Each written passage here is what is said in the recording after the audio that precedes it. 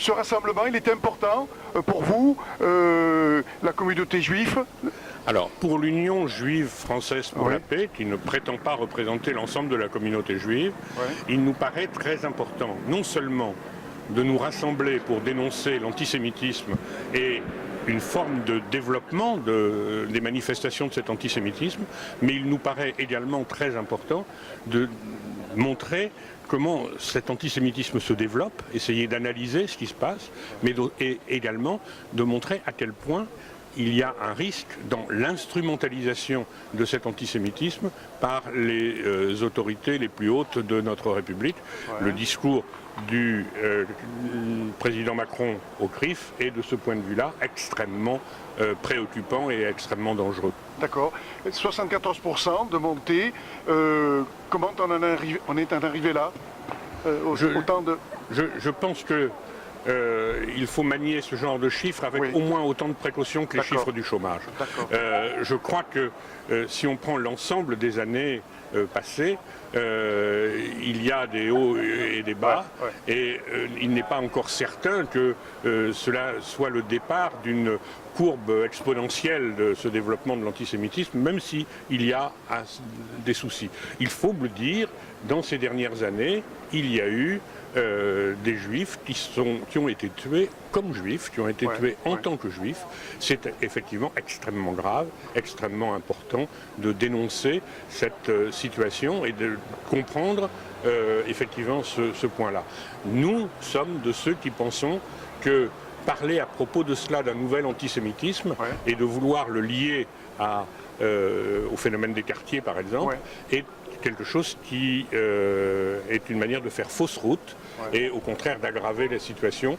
J'aurai l'occasion d'essayer de l'expliquer tout à l'heure. Comment vous pouvez classer Israël dans cette situation? Est-ce qu'on peut, comment on peut le nommer vis-à-vis de la Palestine? Justement, Macron disait que si on employait le mot sioniste, on risquait d'être condamné. Comment on va pouvoir juger leur politique vis-à-vis de la Palestine? Est-ce qu'on peut en parler ou ça pose problème? Écoutez, je l'explique dans le clip que l'UJFP a fait que vous pouvez trouver à la télévision.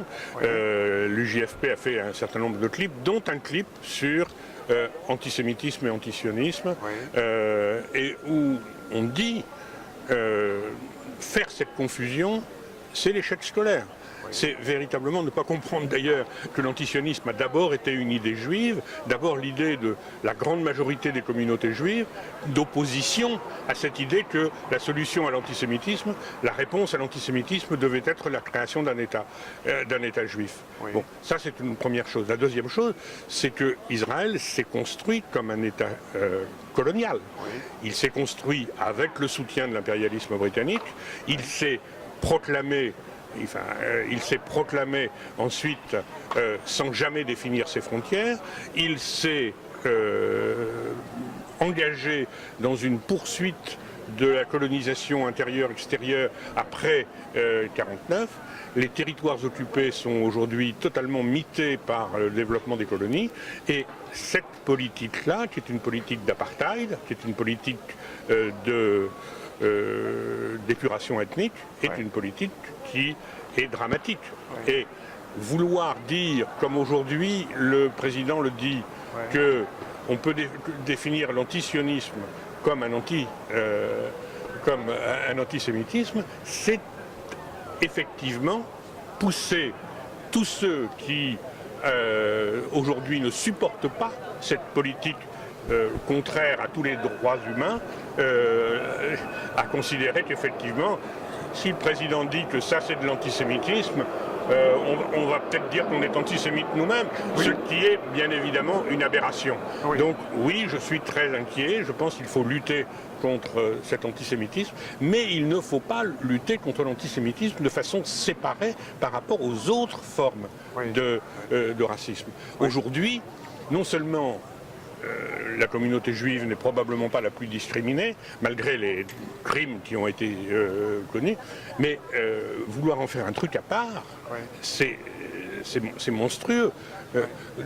Comment ne pas comprendre que si on dit cela, ceux qui sont mobilisés contre les bavures policières, ceux qui sont mobilisés contre les crimes, tous les morts noirs ou maghrébins dans les commissariats ou à travers des bavures, comment ne pourrait-il pas considérer cette politique comme une politique de poids, de mesure, et donc d'avoir encore plus de ressentiment contre les juifs. Bon, ça c'est...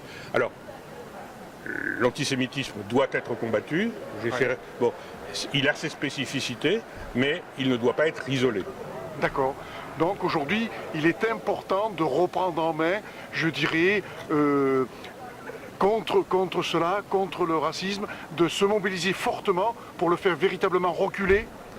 Je crois qu'il faut effectivement rappeler les bases, revenir aux fondamentaux de la lutte contre le racisme. Et même si ce rassemblement est modeste parce qu'il est pendant les vacances, il est au lendemain du rassemblement de la République, etc., il est important qu'il ait lieu et qu'il dise à tous les groupes ici présents et à tous ceux qui pourront en entendre parler que le combat doit continuer, et notamment l'UJFP a pour message de dire que nous sommes à disposition pour, dans les quartiers, dans les établissements scolaires si besoin, dans tous les lieux où nous serons invités, nous essaierons de porter cette parole antiraciste aujourd'hui. Donc il faut continuer les rassemblements, continuer à se mobiliser, et puis... Oui, il ne s'agit pas il ne s'agit pas de faire forcément de la répétition de l'entre-soi. Beaucoup de ceux qui sont réunis aujourd'hui sont des militants. Je crois que le rassemblement d'aujourd'hui, c'est pour peut-être montrer comment on peut se réarmer ensemble sur la manière de nous adresser ailleurs, partout, dans nos milieux, dans nos réseaux, là où on travaille, là où on milite, là où on a des loisirs, pour essayer de combattre les idées reçues et de combattre les amalgames.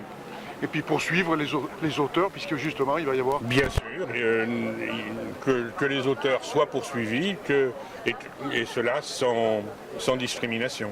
Merci M. Rosed, à vous de cette interview. Merci à vous.